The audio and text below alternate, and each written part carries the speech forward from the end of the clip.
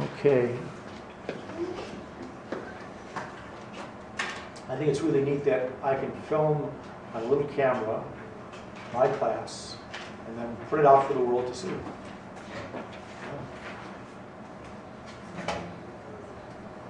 So if anyone misses class, they can just go to YouTube. Loving Father Campbell, Advanced Morality, I'll come up. So, we are continuing with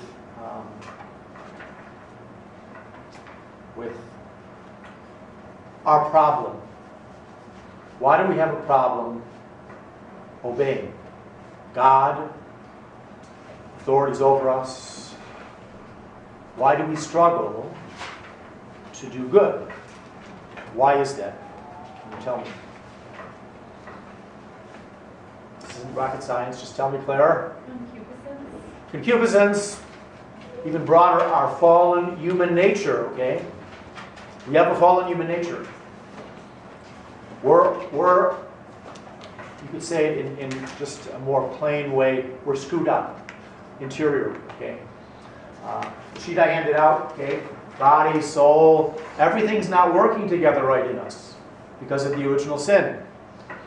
And before we get into moral issues, we have to study what's wrong with us, because that's what's wrong with the human race.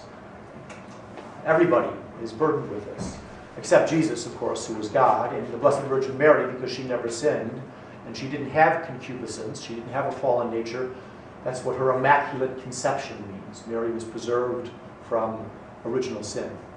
So, by the future merits of Christ, her Son, who died on the cross. But everything's not working in harmony now, as it did with Adam and Eve, because of their sin. And you turn the page out to the other side, and just to review once again, Adam and Eve created in original justice, okay, with what is sanctifying grace? You got to know what sanctifying grace is. It's the most important gift that we have received from God, a supernatural gift. It's above nature. We weren't born with it. Adam and Eve were created with it, but they blew it. They lost it by their original sin. They lost it for all of us. What is sanctifying grace? Amy, what is it? Our share in God's. Our share in God's own divine life. Okay, that's the key to get to heaven. You have to be in a state of grace to receive Holy Communion worthily. If you're out of a state of grace, then you commit a sacrilege by receiving communion, and you need it when you die to get to heaven. And if we're without it, then we're separated from God for eternity.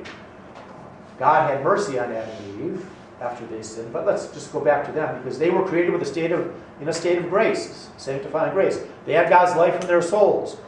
They were in friendship with God. They had the right to get to heaven, and they had great knowledge, more knowledge. They knew all the natural mysteries of the world. God gave them that knowledge. They had a will that was stronger than ours. They were in paradise. Everything was beautiful, no problems, and their will was governed by their reason. They were free from suffering, pain, concupiscence, the rebelliousness that's in us, and death. Death was not in the original plan of God. After a certain time, He would have taken people up to heaven with Him. That was God's plan. And in God's plan, the children of Adam and Eve and their children would have been born in a state of grace.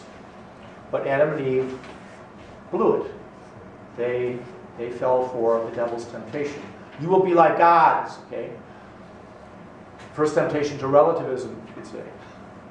You do whatever you want to do, make up your own rules, and Eve fell for it, then Adam fell for it. And do you remember the story, Adam and Eve? You've read it, right? Okay. What did right before we read the story about the serpent coming and tempting Eve, we see that Adam and Eve were naked. They felt no shame. No shame. They could look at each other in their nakedness, appreciate each other's beauty, not want it selfishly for their own pleasure. After they sinned, they had to cover themselves because they were experiencing lust. And we've got to cover ourselves so we don't look at each other in an impure way. Okay?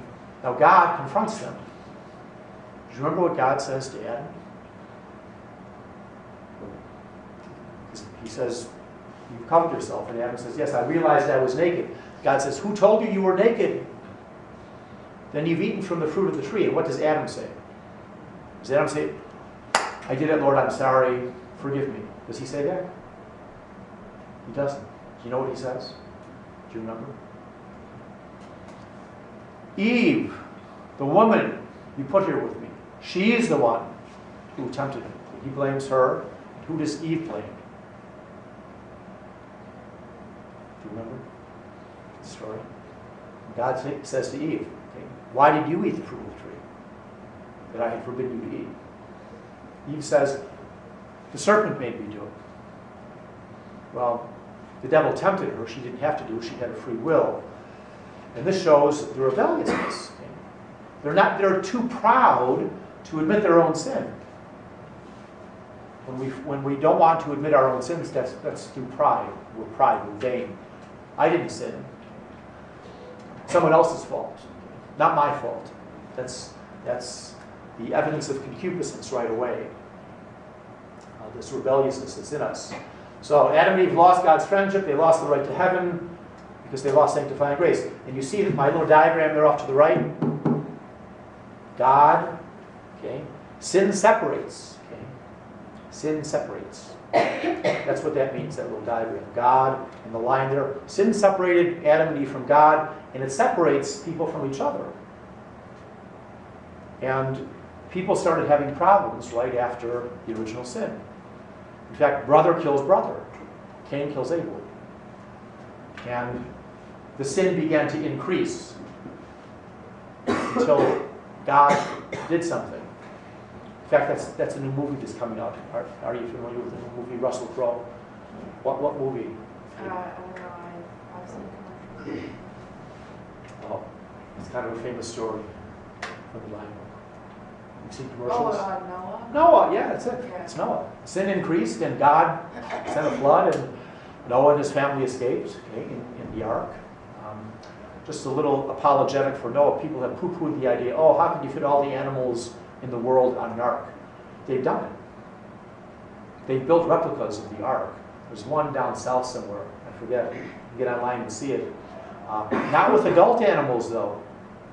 With baby animals. You could fit all the animals on Earth in an ark if you had baby animals. I think it's possible. Fish you didn't have to do because the fish could swim, but all the other land animals they were able to do. And to fit on the ark. Anyway, so Adam and Eve, they lost much of their knowledge, their control of their will by reason, freedom from suffering, pain, the inclination to evil. Now they're burdened with concupiscence and death. Death in two ways. They were going to die physically. They weren't to die. They were going to die physically. They did. And they were dead spiritually. Okay? If you're without sanctifying grace, you're dead spiritually. The zombie stuff is very popular. I don't know why this stuff is popular these days. Does anyone like the zombie thing? I don't really see the point of it. But zombies are really those people out of a state of grace. They're the walking dead. They're spiritually dead inside. They don't have God's life in them. Someone in a state of mortal sin is a zombie, in essence. Okay, they're the walking dead. So, is it fair that Adam and Eve's sin should affect all of us? Do you think that's fair? Did I ask this question before? I can't remember if I did. I teach a lot of classes, and I repeat myself, and I don't know if I did ask this question. Okay. Does that seem fair? Just because Adam and Eve sinned, we all have to suffer? No, Nick, you don't think so? Okay, I don't think so. Well, the fact is that God is not obligated to share his life with us. Okay? And I give an example, an analogy, something similar to but not the same, okay, to help us make a link in logic, okay?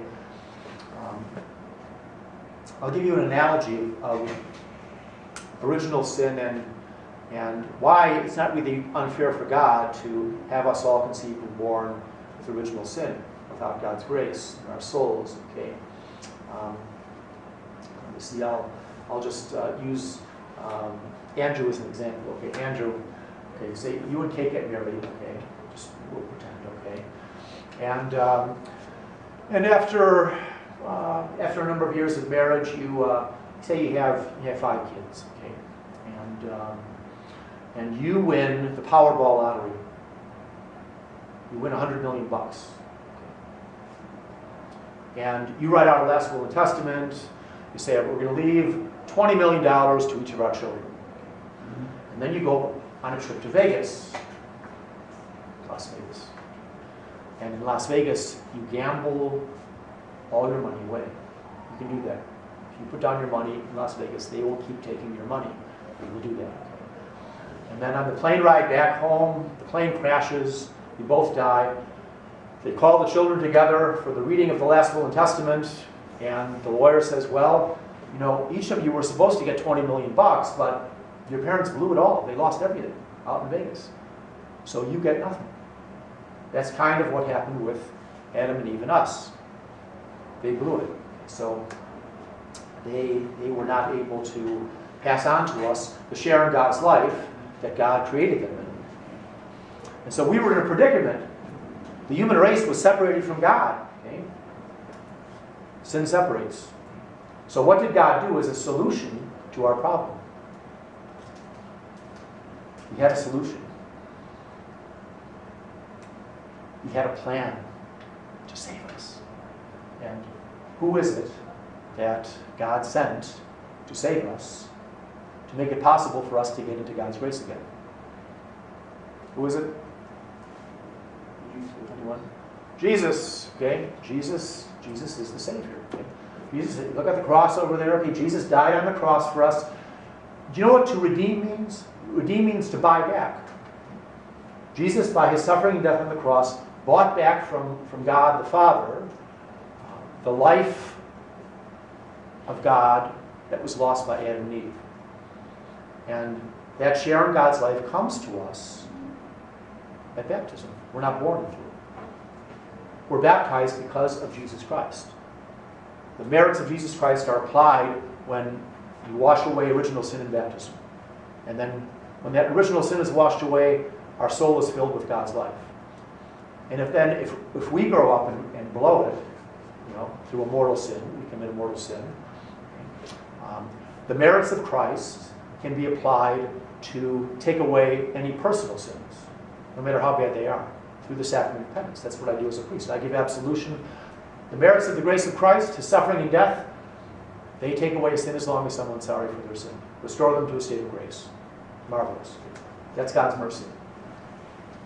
So, Jesus is the Savior, and anyway, Adam and Eve bequeathed to us original sin, except in the case of the Virgin Mary, ignorance, pain, suffering, the inclination to sin, and death. Now, I'm going to talk about the inclination to sin a little bit here today, and concupiscence, and the 7 deadly sins. Anyone, are you familiar with the 7 deadly sins? There was a movie some years ago, The 7 Deadly Sins. I didn't see it. Did anyone see the movie? I never did. The 7 deadly sins are 7 ways we're inclined to rebel against God. Okay. And I have a little acronym down at the bottom there. See that places G, so you can remember? Just remember places G. Each one of those letters stand for a word. Okay. Places G. Pride, lust, anger, covetousness, or greed. Okay. Envy, sloth, and gluttony. Those are the way we're inclined to rebel against God. All of us. The chief is pride. That's the root of all sin. Because if you think about it, whenever we sin, we're telling God, I'm going to do it my way rather than your way, God. That's prideful. So, I'm going to write on the board here, okay, the 7 deadly sins, okay? They're also called the capital sins, okay?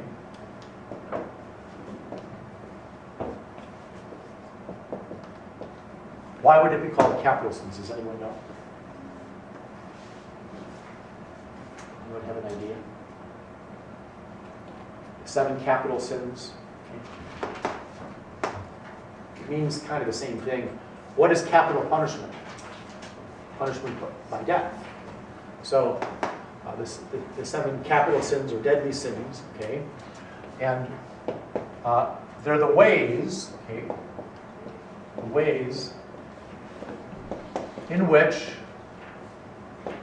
we are inclined, okay,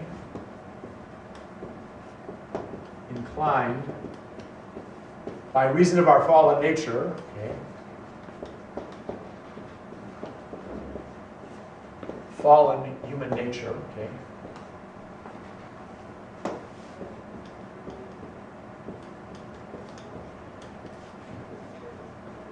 and you can put in parentheses concupiscence, okay,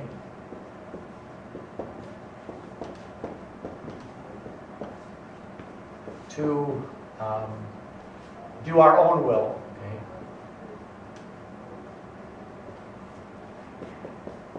rather than God's, okay.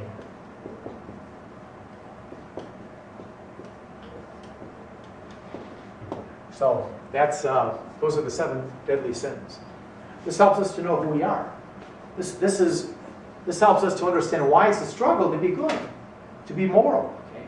We have to know ourselves that we have a fallen nature, concupiscence, and it's tough to be good. Okay? Now, 7 deadly sins. What is pride? Now, you could say, I'm proud of the work I did. I'm sure all those who were in the play, you're proud of, your performance. Okay, so that's not what we're talking about here. Okay, it could be, and maybe not. It depends. Okay, but we're talking about sinful pride. Okay, and so the 7 capital sins. 7 capital sins, okay. First, pride, okay. We're talking about sinful pride. Pride.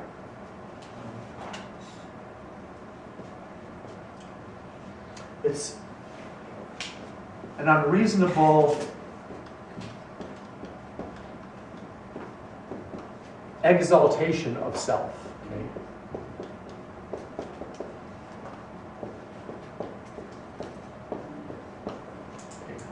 Vainglory is another offshoot of it, okay?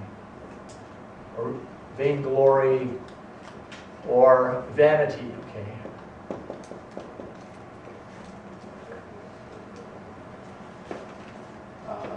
Any of you listen to the oldies music? The oldies, my generation music? The best music, 1960s and 70s. That's objective truth. It's my opinion.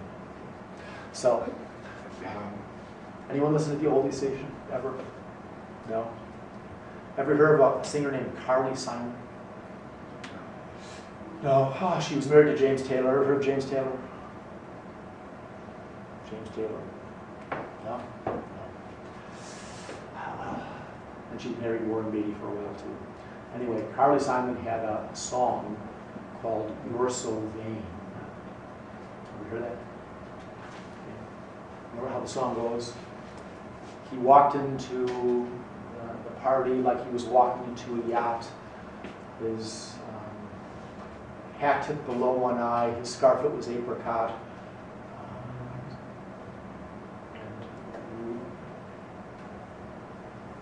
And you know all the women were looking at you. Basically, that's it. Something she wrote that song about Warren Beatty because. Warren Beatty dumped her, but we're not sure. Anyway, an unreasonable exaltation of self. Now, say if you have a good performance at the play, and you think you're just wonderful and better than anyone else, okay, well then that's being prideful. Okay? You're exalting yourself over others. an exaltation of self, unreasonable. Unreasonable. And putting yourself above God. Okay. Above God. Okay.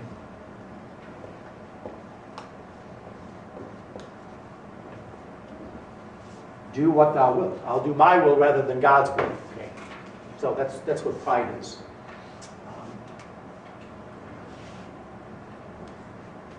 And we can say that the original sin of Adam and Eve, it was pride. You will be like gods.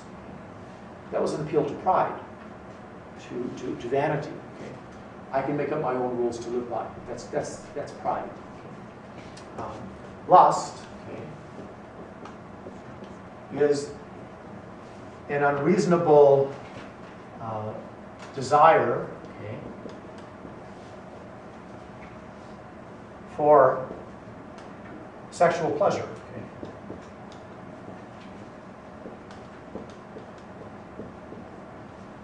Or you could say, maybe even a better word, disordered. Okay. I often use this word. Disordered desire for sexual pleasure. And what do we mean by that? Well, God has a plan for human sexuality. And to put it kind of simply, what's the plan? It's not rocket science. It's people can figure this out. God revealed it to us. What's his plan for human sexuality? For satisfying the sexual pleasure that people desire. Okay? If you look at our sheet here, okay, God made us to, our bodily senses, attracted to pleasure, food, sex, beauty. Okay? So if you have a rightly ordered sexual desire, then that's in keeping with what God has revealed to us. And that means that our human sexuality should be used in the context of marriage, ordered toward life. Okay? So, well-ordered would be, okay, I'm going to get married, I'm going to have sexual relations with my spouse, and be open to children, and that's what God plans for us. That's why he gives us our reproductive powers. Okay? And to have it disordered, a disordered desire for sexual pleasure, is to be not in accord with the order that God wants. Okay?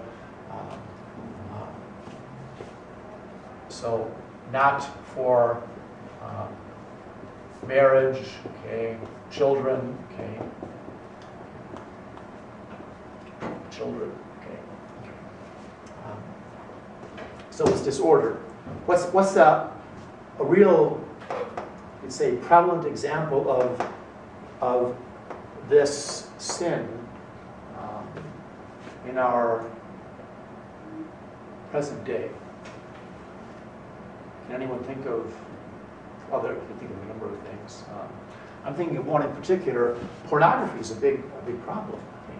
Pornography is about, I read figures like this: 30% of the internet. A lot of men, particularly, are hooked on pornography because it's a disordered desire for sexual pleasure. It's fantasy. Women don't usually fall into the problem of pornography. Men do. That's the way we're made. Okay? So with men, okay, an example is porn. And what are you doing here? You're thinking of using someone for your own sexual pleasure, using women as use the other, okay, or a person, other person, okay, as an object, okay, of sexual pleasure. That's what pornography is. With women, the lust may manifest itself differently. Rather, it's the desire to be viewed maybe in an impure way. Okay? Immodesty, okay? Immodest dress, okay? Behavior, okay? entice, okay, the male to want someone's body in a bad way. Okay? So, because men and women are different, in case you can notice that we're not only different physically, we're different psychologically, spiritually. I don't have women coming to me saying I have a problem with pornography. I have men coming to me, and this is the dynamic that's at work here. Okay, because then if you're really immodest, you're not wearing anything, and then you're dressing pornographically, so to speak. Okay, or just engaging in actual pornography and to entice the male. Anyway, lust is a problem with us.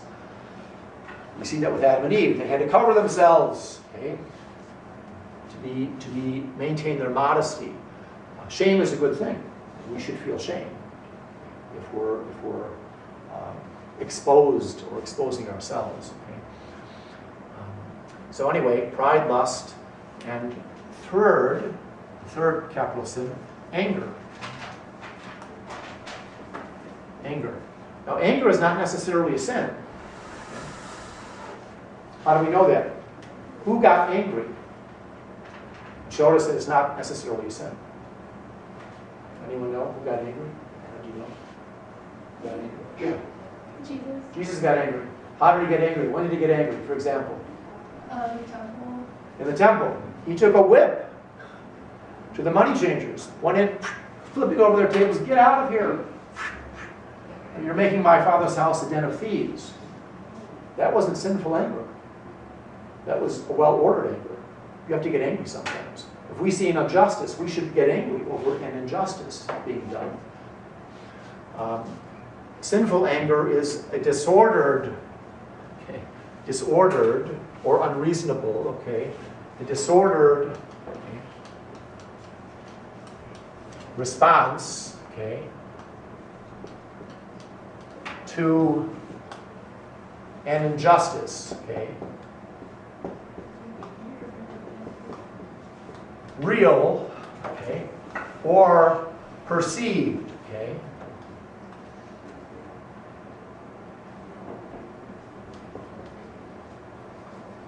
Real or perceived, okay. Real or perceived, okay. So if someone thinks, oh, someone did me wrong, people get angry, they may stew over something and not have an ordered response to it. They blow up, okay. When someone blows up and starts screaming and yelling, well, that's a disordered response to injustice. Now, if you saw someone, or if someone made fun of you, okay, and you took a baseball bat and smacked them over the head, split their skull open, that's unreasonable anger. That's disordered anger. Okay. I used to be a prosecuting attorney.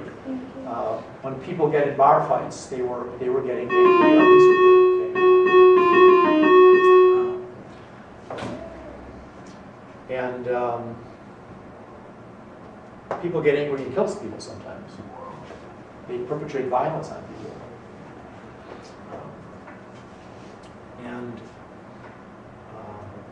even the perception of being wrong sometimes gets people too angry. Okay, it's not an ordered response to something that's an injustice. Jesus was well ordered. Jesus yelled at the scribes and the Pharisees, called them hypocrites. He was yelling at them, not screaming out of control, but it's out of control anger. That's what sinful anger is. And anger leads to a lot of sins, a lot of violence. People get angry when they shouldn't. They should learn to control their anger. Okay? So that's 3 of the 7 capital sins. Now, pride, lust, anger.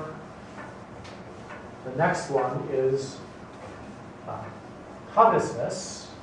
Okay? What does it mean to covet?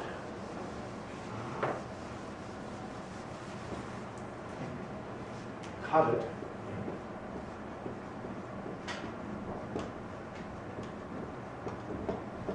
Or greed is another one, okay? Covetousness or greed, okay?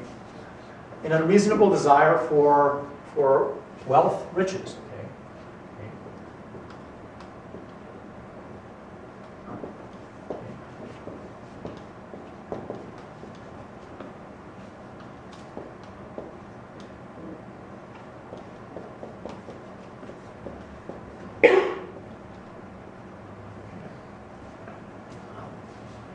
Have you ever noticed when people sometimes get rich and they just keep getting richer and richer and richer, accumulating more wealth? This desire is insatiable with some people. They never have enough. I always wonder why people like the Warren Buffetts of the world, they just keep wanting to invest and make more money and more money and more money. Well, an unreasonable desire for wealth, riches, we should be satisfied. You know what St. Paul says? Okay? St. Paul says if you have a roof over your head and clothing and food, be satisfied with it. Okay?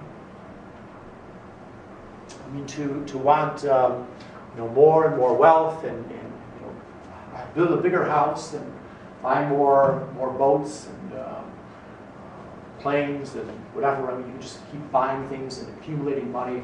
This is unreasonable. It's not reasonable. Now, there was a man, a famous man, rather famous, I don't know if you've heard of him. He was converted by another man who was a priest, whose cause is being put forward for canonization. Have you heard of Tom Monahan? Have you heard of him? Okay. Tom Monahan was the founder of Domino's Pizza. Have you heard of Domino's Pizza? He's the founder. He founded it in Detroit. And he started off with like one little pizza shop and then just grew.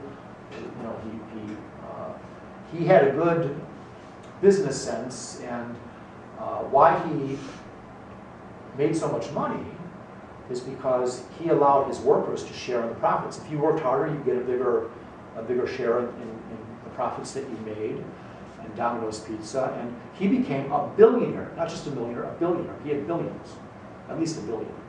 I don't know if it was more than 1 billion, but he was very, very wealthy. And there's a priest whose cause is being put forward for canonization. I made my priesthood retreat under him. Father John Hardin, Jesuit, very holy man, the best catechist in the 20th century. I learned my catechesis from him. Anyway, Father Hardin persuaded Tom Monahan that he didn't need 5 Lear jets. Okay.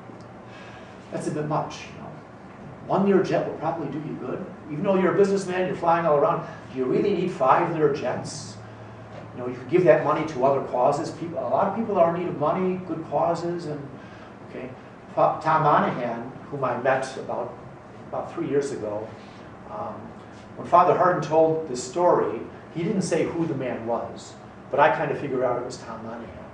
And I asked Tom Monahan, I said, I made my priesthood retreat under Father Hardin. I said, he told a story about this man who just was accumulating a lot of wealth and 5 Lear jets, and he convinced him he didn't need that many. I said, I think that man was you, right? And he just smiled. He said, yeah, that was me. And Tom Monahan, he took most of his money and he founded a Catholic university, which is not an easy thing to do. You need a lot of money to do that. It's Ave Maria University. It was founded in Michigan at first, and then he moved the whole operation down to Florida. And he built actually a town. It's the town of Ave Maria. If you're a billionaire, you can do that. He's got a university down there and a law school. It's an excellent Catholic university, by the way. If any of you are still looking for universities, if the pastor writes a letter on your behalf, especially like me, who donates to the university, you'll get a reduction in tuition, and tuition is very reasonable. You've made it very reasonable, so it's not going to cost a lot of money like a lot of private universities are. I think Notre Dame's about $65,000 now. Oh gosh, it's almost sinful. I consider it sinful. You'll be in so much debt if you try to do it yourself. And I know my alma mater, Loyola University, I think it's $55,000 to live there. It's ludicrous, I think. And there are other good smaller Catholic universities that are very much reduced in price. Okay, maybe it's $20,000 or something, if that. I think they can get room and board with some assistance for about $13,000, $14,000 at Ave Maria. But anyway, that was an example of someone who He just, wanted to accumulate more and more wealth. He was persuaded to use his money, his wealth, for good purposes. And Tom Monahan did that. Okay? Not everyone does, but we should, because the world's goods are destined for everyone, not just a few, to accumulate wealth. Okay? So, covetousness, pride, lust, anger, covetousness. What's the next one? After envy, okay? Envy. What is envy?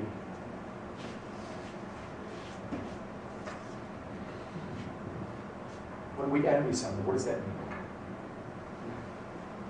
What does that mean? Alicia, what do you think? Like jealousy? It's an unreasonable desire for what someone else has. Unreasonable or disordered desire, okay,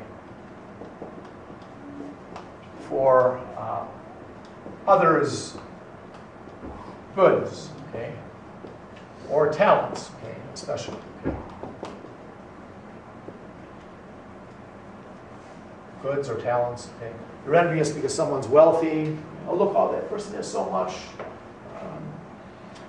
I don't have this. I wish I did, and you end up, getting angry at that person, which we shouldn't. Or their talents, okay, their talents.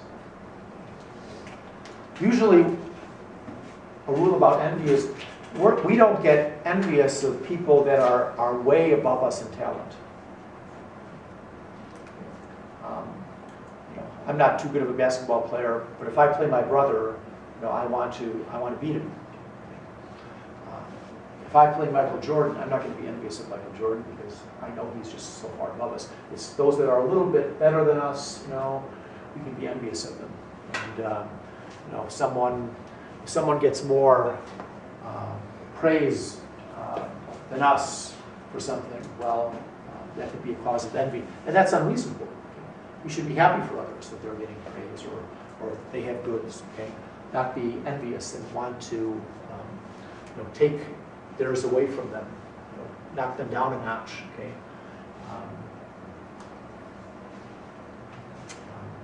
Pride, lust, envy, covetousness.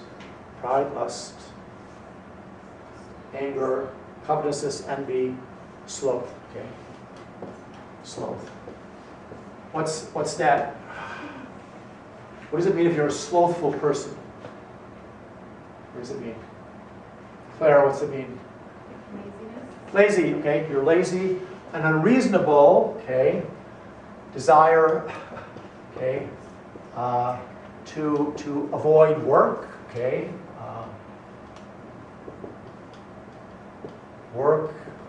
duties, okay. We have to do our work. We don't want to be slothful. It's a struggle not to be slothful. Work is tedious sometimes. That's one of the punishments for original sin. God told Adam, he said, you're going to go out now when you're working the fields and you're going to earn your food by the sweat of your brow. Work will be difficult. Okay? Work now is tedious sometimes. Don't we, when we do a good job, whatever we're doing, we have a good sense of accomplishment. We feel good, right? Even if it's mowing the lawn. I used to mow the lawn. We didn't have a gas lawnmower. I had a push mower. You know what a push mower is? You have to push. The grass gets long, and you really have to push hard. And I'd be out there sweating, in 95-degree weather, and mowing the lawn, and do that once a week. I didn't like doing it. But after I did it, I thought, oh, look at that. Good job. But in the process of doing it, I wasn't too satisfied all the time. Because I wasn't getting paid for it. It was part of my job to live at home. When I got paid for it, it was a little bit easier. I went around the neighborhood and people paid me for it. Then I was a little more energetic about it. But still, it was difficult. Our work is difficult. Who likes to do homework, right? What a pain in the neck, homework. I don't like grading papers. I detest grading tests. I have to sit there and, okay, compare essays, okay, what should I give this person? It's a mental problem or a mental exercise that I don't like. Any of you plan to be teachers? No. No. Oh, we hope we get at least 1 or 2 teachers. But it's, yeah, I mean, homework, that's homework for the teacher, is grading papers. It's not easy, it's tedious. And we're tempted to sloth. Oh, just blow it off, don't do it, okay? I go out with friends tonight instead of doing homework, or make an excuse. I'm in the play, so I won't do anything, okay, right? That's easy to say. Yeah, okay. And maybe the teachers will give you a break if you're really working hard to play. But anyway, we're all inclined to this. Work is difficult, but work is sanctifying. It makes us holy if we offer it up. How many of you do you know the morning offering prayer? Do any of you pray the morning offering prayer? Or know what it is? It goes like this: Oh Jesus, through the Immaculate Heart of Mary, I offer you all of my prayers, my works, my joys and sufferings of this day, in union with the holy sacrifice of the Mass. So you're offering up to God at the beginning of the day, to Jesus, through the Immaculate Heart of Mary, all of our prayers, all of our works, especially when we don't feel like doing it, okay? All of our sufferings, okay? Things that aggravate us. Who aggravates you most? On a human level. Who is it? Probably brothers and sisters, right? Brothers and sisters, maybe friends, they aggravate us. The people closest to us, they aggravate us, okay? The morning offering, we can offer everything up to God. So, we have an inclination to sloth. And 7, okay? Gluttony, okay? Gluttony, okay? We have an unreasonable desire for food and drink, okay? Food, drink. Adam and Eve, everything was controlled by the reason with Adam and Eve, because they had this harmony in body and soul, and they wouldn't have eaten the whole box of Oreo cookies. They would have said 2 or 3 is enough. But now, we'll just keep eating. Oh, it tastes good. So I know I shouldn't, have another 3 or 4 cookies, but I do. Okay? Or people, with alcohol, they'll Jesus wasn't against alcohol. The Baptists say this, they've got it wrong. Evangelicals, some Protestants, they say, oh, you can't drink. No, God didn't say you can't drink. Jesus changed water into wine at Cana. And it says the people drunk freely. They were having a good time. Okay? But to overdrink and to get intoxicated is not a good thing. Okay?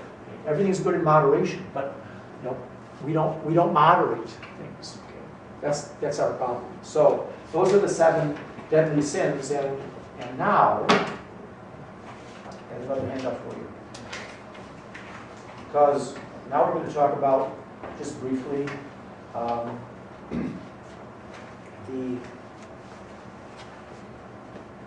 the things that counter the 7 deadly sins, the virtues, okay?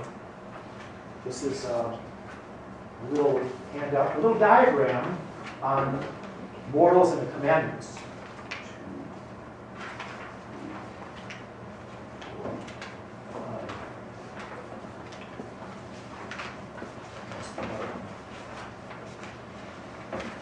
Yes. There it is.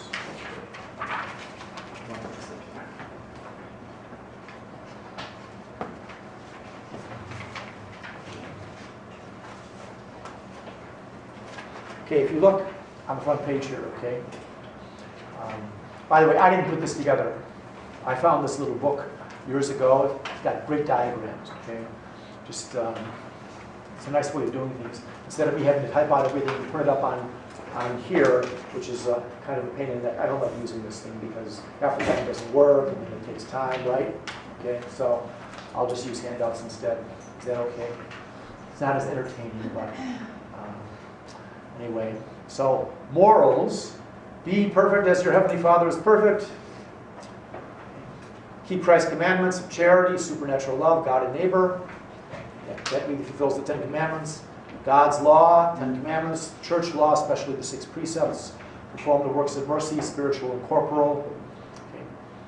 Have you ever heard of those? Corporal, spiritual works of mercy. Okay. Praying for the dead, assisting the poor. Okay. Jesus says, I was hungry, you didn't feed me, thirsty, you didn't give me drink. Okay. Those are the corporal works of mercy. Now, the next section there, concupiscence. Okay. Avoid the 7 capital sins. CCC, you know what that is? Catechism of the Catholic Church. Okay, you can go look it up. Okay, pride. What is it that counters pride? Humility. Humility is really, we recognize that everything comes from God, everything is a gift from God. Any gifts and talents I have are from God. Praise, give everything you praise to God instead of praise to me. It's a struggle, because we want to give praise to ourselves oftentimes. That's pride. Okay. Humility is everything for the greater glory of God rather than me. Covetousness, okay. Liberality. Instead of greedy, being very liberal. Liberal meaning liberality. You know, I'll give away, I'll share the things I have. Do you know what tithing is? Do you know what tithing is? What is tithing, Anthony? What? When you give 10% of what you make to the poor of the church. Yeah. That's a biblical precept. The church has never held Catholics to it. You know, the Protestants tithe strictly. A lot of Protestant denominations, if you go join a Protestant, church, they'll ask for your income statement and demand that you give 10%. The Catholic Church has never done this, but we recommend, strongly that people tithe. I first read about this. I never heard of tithing. I went through 8 years of Catholic grade school. I went to a public high school. Then I went to where we had a lot of greasers. Okay. That was back in the early 70s. Okay.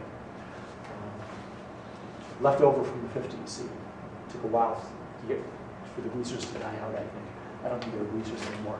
Anyway, I went 4 years to a Catholic college, and I never heard of tithing. No one ever said anything about tithing. And I started reading the Bible, and I saw this precept about you should tithe, give 10%. So I started to do that when I was out working. I give 5% to the church, 5% to some charity. Right off the top. See, you don't wait until your money's running out and say, oh, I'll give some money back. If you do it right away, as soon as you get your paycheck, boom, give 10% away. You live on the 90%. Even as teenagers, you can do this. Okay? God will reward you because He makes sure that the money you have goes and is able to suffice for your needs. If you give it back to God, because it's God's anyway. That's the idea. Everything belongs to God. So, to be liberal, liberality, okay. Lust, chastity, okay. And modesty too. Okay. Chastity, modesty. Chastity means using our sexual powers in accord with God's plan, according to our state of life. Do you know that there are 3 states of life? Does anyone know what the 3 states of life are? Chastity means using our reproductive powers in keeping with God's plan. 3 states of life. Claire, you know the 3 states of life. Say it. Married, single, and religious. Yes. Married, that's 1 state of life. Okay. Married people can have sex, yeah, because they're married. Single, nope. Abstain from it, okay? Because you can't do what married people do. And finally, priests, religious, like me, I've given it up for the sake of the kingdom. Because in heaven there's going to be no giving and taking in marriage. No children being made in heaven. That's here on earth. Just in regard to, I'll tell you what. No quiz tomorrow. I'm going to give a test on Friday. I'm going to spend one more day covering this, but I'll give you a test on Friday. So.